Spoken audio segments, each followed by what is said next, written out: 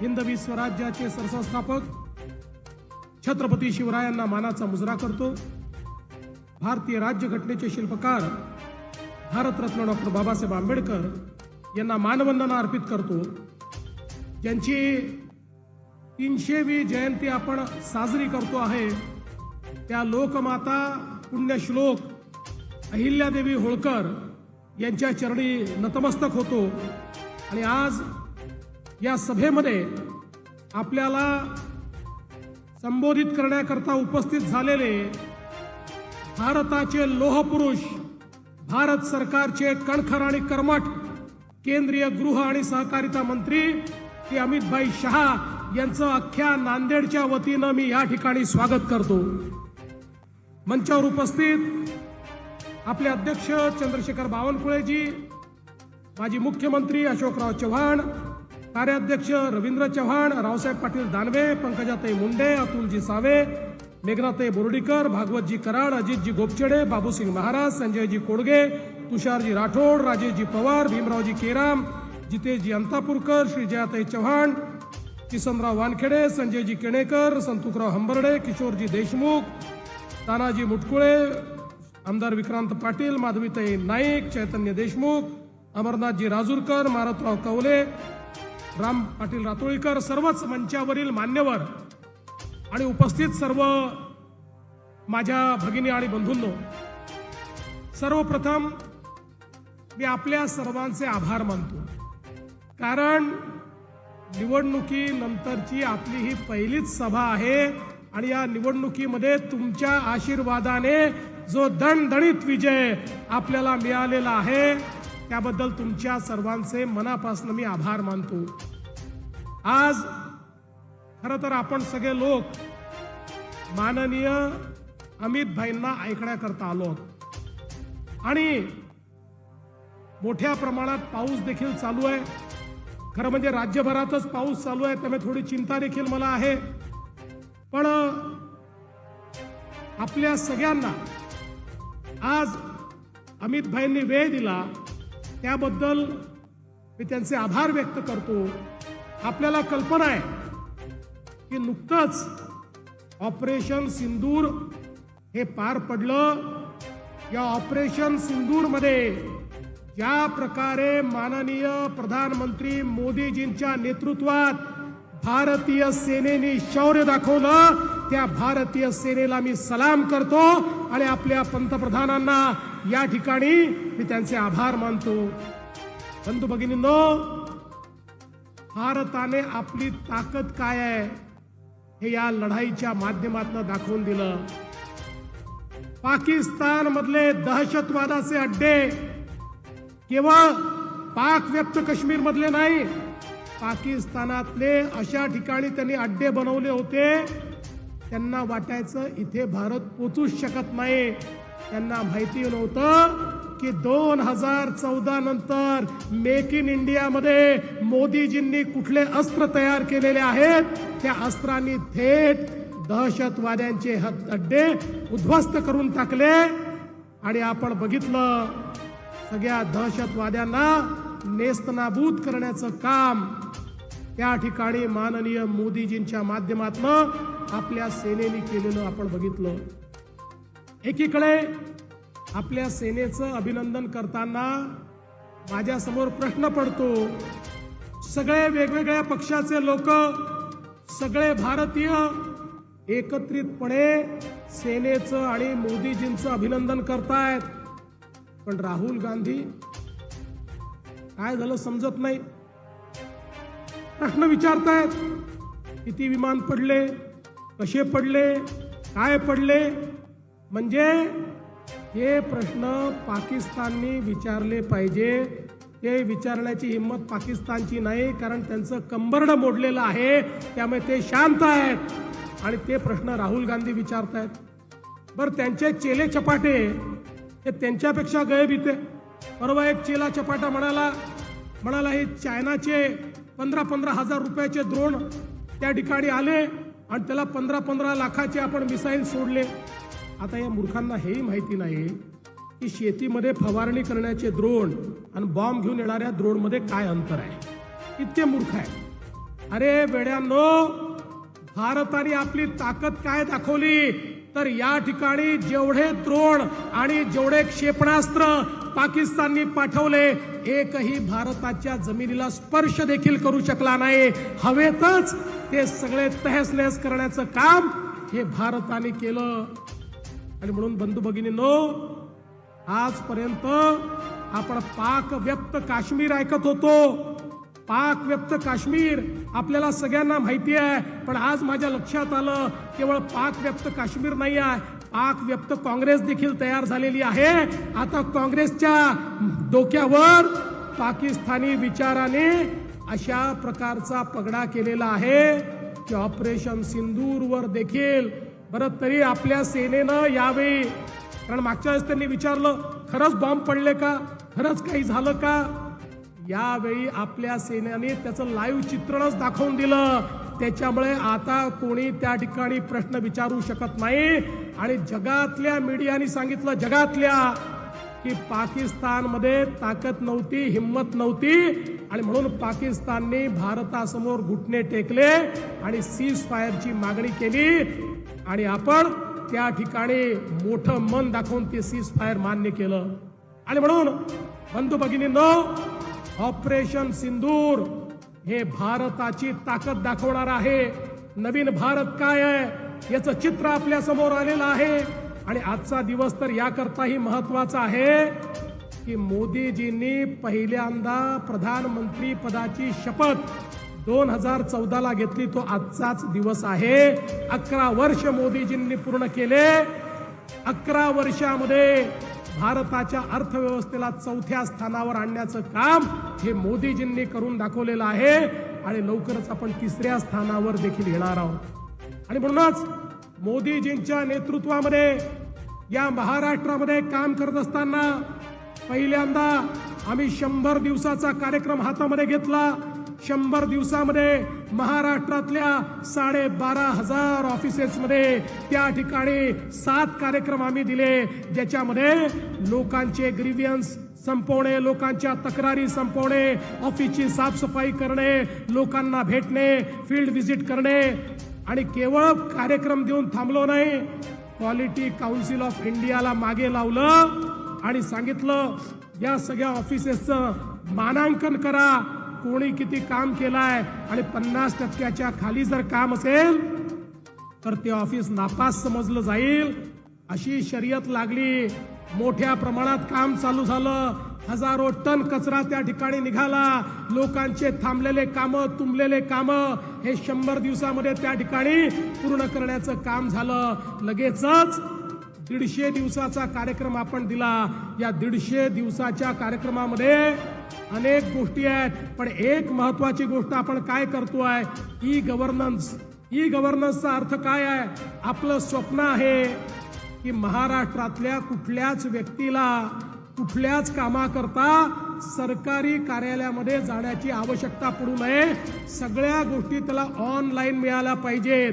अर्जही online, पैसेही online, आणि त्यातनं पाहिजे तो दाखला देखील ऑनलाईन.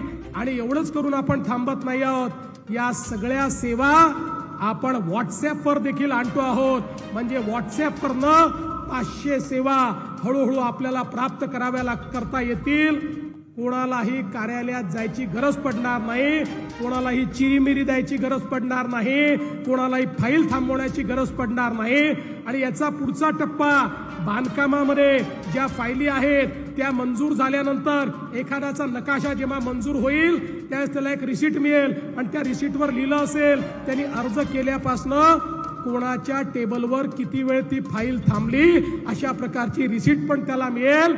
म्हणजे झारीतले शुक्राचार्य कोण आहेत हे देखील आपण या ठिकाणी शोधून काढणार आहोत. खरं म्हणजे पारदर्शी प्रामाणिकतेने मोदीजींच्या नेतृत्वात या महाराष्ट्रामध्ये आपण सरकार चालवतो आहोत. आणि मला हे देखील सांगितलं पाहिजे, आपलं ही जी कारकीर्द आहे या कारकिर्दीचं आपलं ब्रीदवाक्य काय आहे तर आपल्याला मराठवाड्याला दुष्काळ मुक्त करायचं आहे. आणि त्या दृष्टीने मोठ्या प्रमाणात नदी जोडचे कामं आपण हातामध्ये घेतो आहोत. जवळजवळ 1 लाख कोटी रुपयाचे नदी जोड प्रकल्प हातामध्ये घेऊन या ठिकाणी मोठ्या प्रमाणामध्ये मराठवाड्याच्या कानाकोपऱ्यात पाणी पोहोचवण्याचं काम आपण त्या ठिकाणी करू. आपल्याला माहिती आहे बाभळी प्रकल्पाला आपण 771 कोटी रुपये दिले, उनकेश्वरसाठी 232 कोटी रुपये दिले आणि आता इतक्या वर्षानंतर लेंडीचं गॉज फिलिंग देखील आपण सुरू केलेलं आहे. तोही प्रकल्प पूर्ण करण्याचं काम हे आपलं सरकार या ठिकाणी करत आहे. आणि एवढंच नाही तर मोठ्या प्रमाणामध्ये जालना नांदेड आपला जो समृद्धी महामार्ग आहे, अशोकरावांनी त्या ठिकाणी सूचना केली होती आणि तो समृद्धी महामार्ग आता आपण पूर्ण करणार आहोत. वर्धा यवतमाळ नांदेड रेल्वेचं काम आपण पूर्ण करतो आहोत.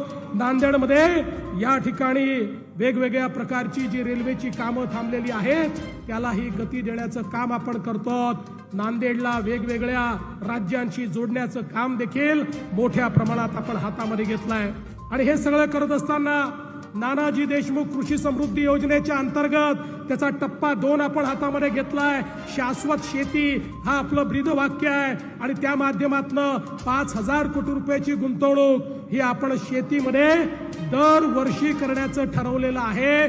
शेती ही केवळ मदतीपुरतं राहू नये तर शेतकऱ्याला सक्षम करायचं असेल तर शेतकऱ्याला त्या ठिकाणी गुंतवणूक करून दिली पाहिजे. शेततळं असेल, ड्रीप इरिगेशन असेल, शेतीमध्ये वेगवेगळ्या प्रकारची अवजारं असतील, याकरता एक मोठी योजना आपण या ठिकाणी सुरू केली आहे. आणि मला विश्वास आहे मोदीजींच्या नेतृत्वामध्ये एक सुजलाम सुफलाम महाराष्ट्र आपण तयार करू. मी आज या निमित्ताने पुन्हा एकदा माननीय अमित भाईंचे आभार मानतो. अमित भाईंच्या नेतृत्वामध्ये राज्यामध्ये आणि देशामध्ये नक्षलवादाच्या विरोधात निर्णायक लढा सुरू झालेला आहे आणि अमित भाईंनी या ठिकाणी सांगितलेलं आहे मार्च 2026 पर्यंत या देशातला नक्षलवाद मी संपवून दाखवीन आणि त्याची पूर्ण तयारी आज होताना आपल्याला पाहायला मिळते आहे. आणि म्हणून असे कणखर गृहमंत्री आज या ठिकाणी आले त्याबद्दल त्यांचं स्वागत करतो. आपल्या सगळ्यांचे धन्यवाद मानतो आणि माझे 2 शब्द या ठिकाणी संपवतो. धन्यवाद. जय हिंद, जय महाराष्ट्र.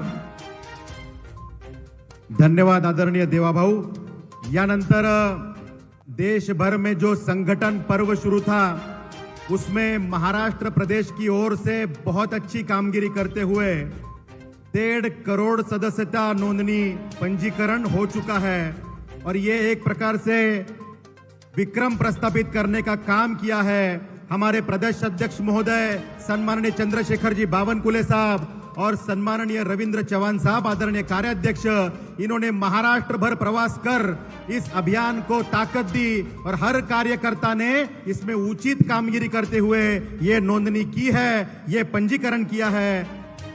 प्रातिनिधिक स्वरूप में यह पंजीकरण केंद्र को हम सुपुर्द कर रहे हैं. इसके बाद देश के सम्माननीय गृह मंत्री तथा सहकारिता मंत्री आदरणीय अमित भाई शाह, इनसे हम विनती करते हैं कि शंखनाद महासभा को इस शंखनाद महासभा को आप संबोधित करें.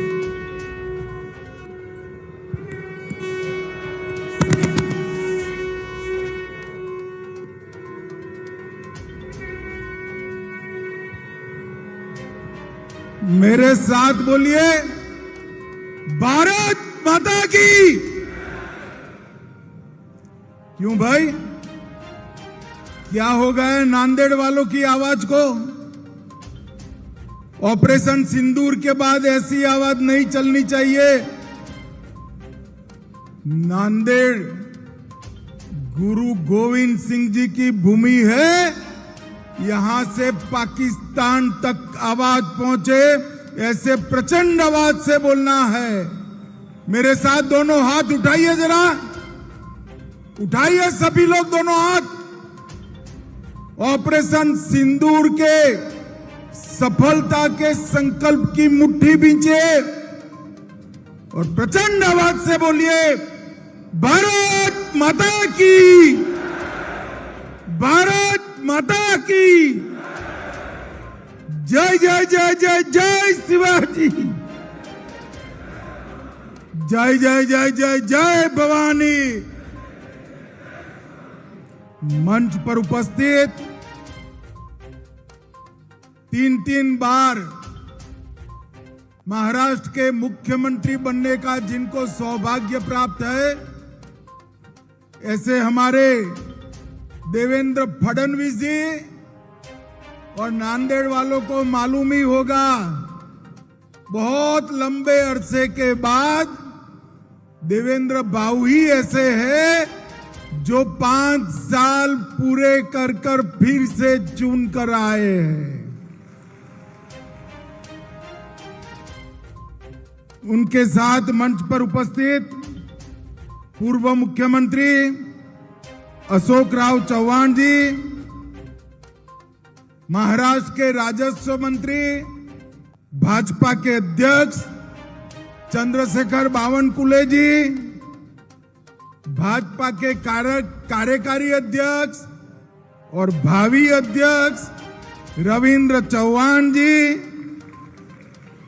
महाराष्ट्र के मंत्री श्री अतुल सावे जी, पंकजाताई मुंडे जी, श्री अजीत गोपछड़े सांसद महोदय, भागवत कराड़ जी सांसद महोदय, हमारे वरिष्ठ नेता राव साहेब दानवे जी और उपस्थित मंच पर उपस्थित भारतीय जनता पार्टी का नेतृत्व और आज इतनी विषम मौसम में आए हुए, घंटों से बैठे हुए नांदेड़ के प्यारे भाइयों बहनों को मेरा जय श्री राम।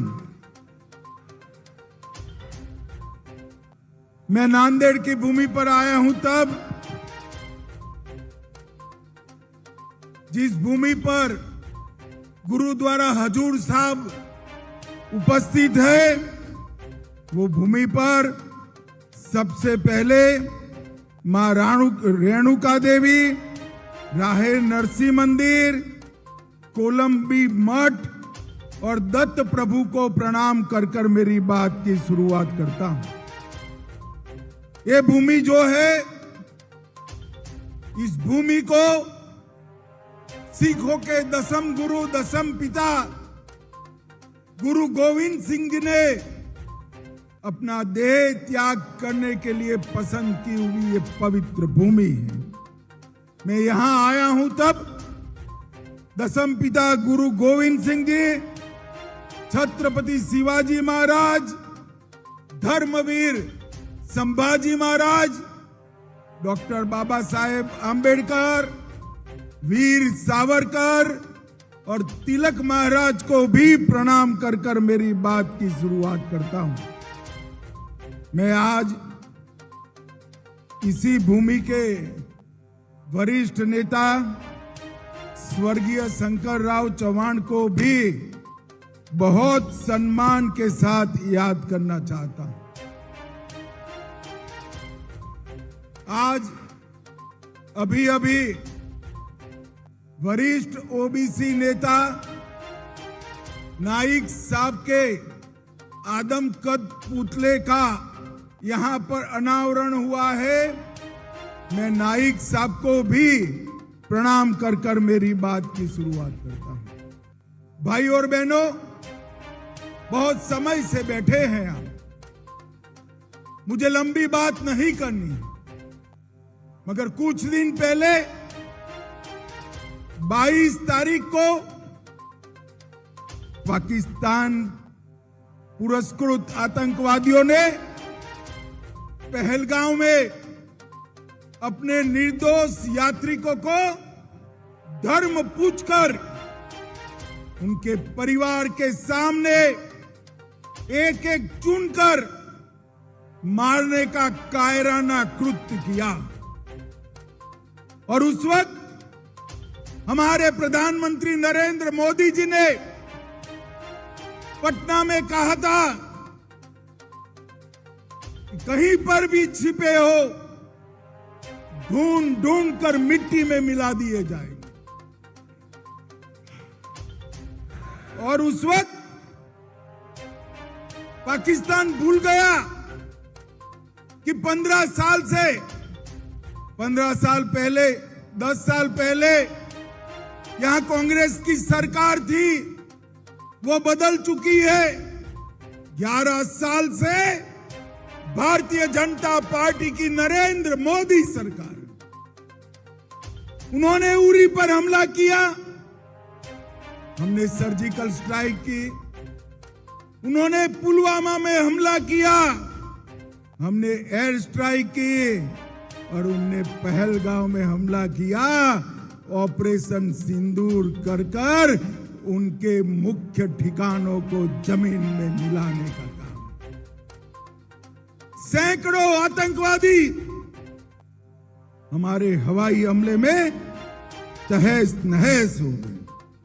और भाई और बहनों, ऑपरेशन सिंदूर ने हमेशा के लिए पूरी दुनिया, न केवल पाकिस्तान, पूरी दुनिया में एक संदेश भेजा है कि भारत की सेना, भारत की जनता और भारत की सीमा इसके साथ छेड़खानी नहीं करते, वरना नतीजे भुगतने पड़ते हैं, नतीजे भुगतने। और मोदी जी ने स्पष्ट कर दिया कि हमारे निर्दोष नागरिकों पर अगर कोई हमला करता है तो गोली का जवाब गोले से दिया जाएगा, उसको माकूल जवाब दिया जाएगा। 7 मई को 1:04 पर 9 आतंकवादी स्थानों को 22 मिनट में नष्ट कर कर उनके हेडक्वार्टर को भी उड़ाने का काम वीर भारतीय सेना ने किया।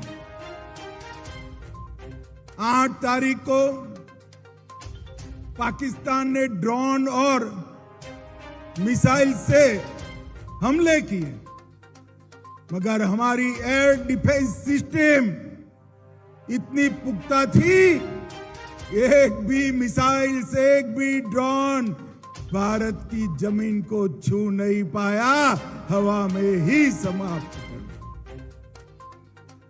और 9 तारीख को जिन हवाई अड्डों से मिसाइल्स और ड्रोन उड़ाए थे, वो पाकिस्तान के एयर डिफेंस सिस्टम और हवाई अड्डों को हमारी सेना के मिसाइल्सों ने पूर्णतया क्षतिग्रस्त करने का काम कर। और पाकिस्तान की एयर डिफेंस सिस्टम को खोखला साबित करने का काम किया। और मित्रों, ये ऑपरेशन को मोदी जी ने नाम दिया ऑपरेशन सिंदूर, और पूरी दुनिया में संदेश भेजा, हमारी बहनें, माताओं का, हमारी बेटियों का माथे का सिंदूर सस्ता नहीं है। इस सिंदूर को कोई क्षति पहुंचाएगा, उसको खून से जवाब देना पड़ेगा। और ऑपरेशन सिंदूर ने फिर से एक बार भारत की अपनी सीमाओं की रक्षा की प्रतिबद्धता को पूरी दुनिया के सामने उजागर किया। और मोदी जी ने सिद्ध कर दिया, ये नया भारत है। 2047 में हमें विकसित भारत तो बनना है, पर ऐसा भारत भी बनाना है जिसके सामने कोई आंख उठाकर देख न पाए, ऐसे भारत की रचना।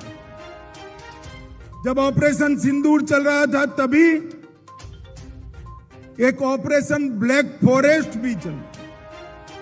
छत्तीसगढ़ में 5000 फुट ऊंची पहाड़ी पर नक्सलवादियों के अड्डों को हमारी सीआरपीएफ, छत्तीसगढ़ पुलिस और बीएसएफ ने मिलकर ध्वस्त कर दिया।